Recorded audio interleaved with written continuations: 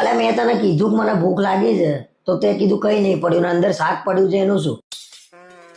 અરે એ શાક તો 3-4 દિવસ પહેલાનું છે, ખવાય એવું નહીં.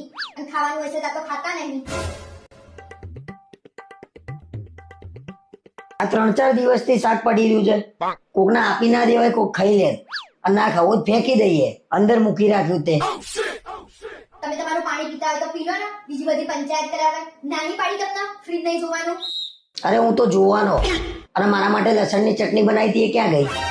તમે ફ્રીજ ખોલ્યું છે તો જોઈ લો ને, ફ્રીજમાં જશે, ક્યાંય ના જાય. જો આ લસણની ચટણી એ કાળી મેશ થઈ ગઈ છે. બનાવી હતી તો આપવાની ખબર નહીં પડતી.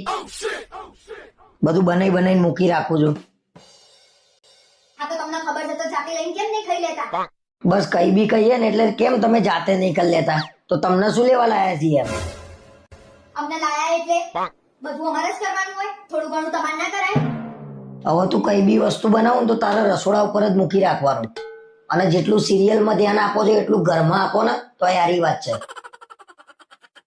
તમે જેટલું ધ્યાન બીજે આપો છો ને એટલું ધ્યાન કમાવામાં આપ્યું હોત ને તો આજે આપણે કરોડપતિ હોત. ભલે ને શાક બગડી ગયું, ચૂપચાપ પાણી પીને બેહી ગયો હોત ને તો સારું હતું મારા માટે.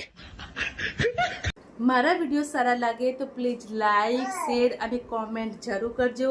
યુટ્યુબમાં મારી ક્રીના પ્રિન્સેસ નામની ચેનલ છે તો પ્લીઝ મારી ચેનલને સબસ્ક્રાઈબ જરૂર કરજો. અને ફેસબુકમાં ગૌરી પરમાર નામનું મારું પ્રોફાઇલ છે તો પ્લીઝ ત્યાં જઈને મને ફોલો કરજો.